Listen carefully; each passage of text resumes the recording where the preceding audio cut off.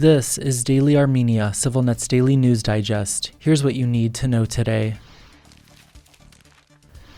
A senior State Department official has indicated the United States remains willing to mediate between Armenia and Azerbaijan after high-level meetings in Baku yesterday. Secretary of State Antony Blinken looks forward to hosting Foreign Ministers Ceyhun Bayramov of Azerbaijan and Ararat Mirzoyan of Armenia in Washington soon for peace negotiations. James O'Brien wrote on X, formerly Twitter, yesterday without elaborating. Nonetheless, Azerbaijan's readouts of O'Brien's talks with President Ilham Aliyev and other senior officials made no mention of any possible talks between Yerevan and Baku in Washington. Likewise, Alen Simonyan, Armenia's parliament speaker and a close ally to Prime Minister Nikol Pashinyan, told reporters today there are no meetings planned as of now between the two countries' top diplomats. O'Brien made headlines last month when he told members of the House of Representatives there would be no business as usual between Washington and Baku following Azerbaijan's lightning offensive against Nagorno-Karabakh in September. That operation led to the collapse of the local government and the forcible displacement of nearly all of Nagorno-Karabakh's Armenians. O'Brien's remarks sparked outrage in Baku, with Azerbaijan's foreign ministry decrying them as one-sided, biased, counterproductive, baseless, and unacceptable.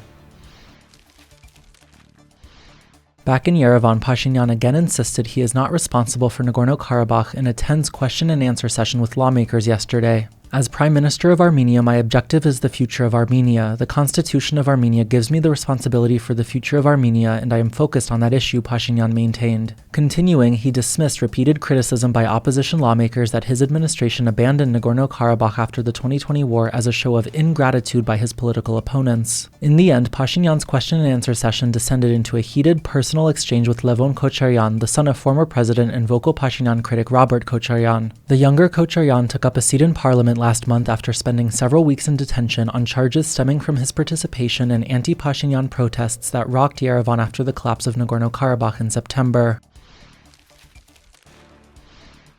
Meanwhile, the spokesperson for Russia's foreign ministry has again rebuked Armenia for its repeated snubs in recent months of Moscow-led regional summits and offers by the Kremlin to mediate peace efforts with Azerbaijan. Speaking with reporters yesterday, Maria Zakharova insisted the Kremlin remains ready to provide all possible assistance in Armenia-Azerbaijan peace talks, while adding, Baku has always confirmed to us their readiness to hold negotiations. Unfortunately, we cannot say the same about our Armenian partners. Continuing, she again dismissed European Union and United States-led mediation efforts and cast doubt on the effectiveness of French-made weapons that Armenia purchased in a historic deal in October. Since the 2020 Nagorno-Karabakh war, Brussels, with Washington's support, has overseen one track of Armenia-Azerbaijan peace talks while Moscow has coordinated a separate track. So far, neither has made any discernible progress on a deal. In addition, Zakharova rejected widespread speculation in Yerevan that a massive pileup of Armenian trucks in recent weeks at a key border crossing with Russia was politically motivated. It's always worth looking in the mirror before blaming others, she quipped. For more information, you can take a look at our special report on the crisis at the Upper Lars checkpoint up now on our website and YouTube channel.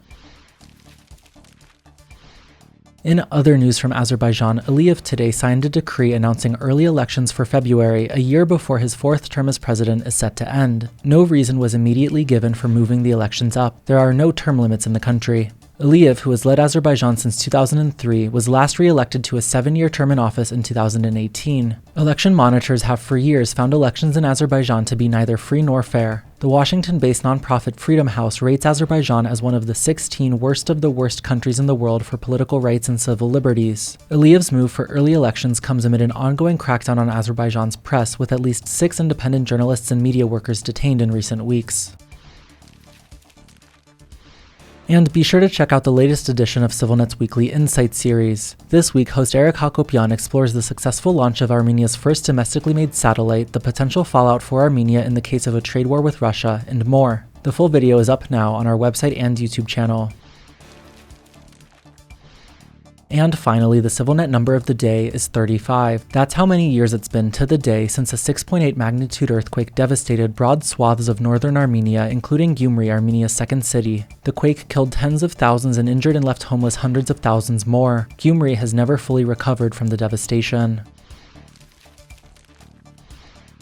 And as always, please follow CivilNet for the latest news and independent reporting from our contributors on the ground here in Armenia.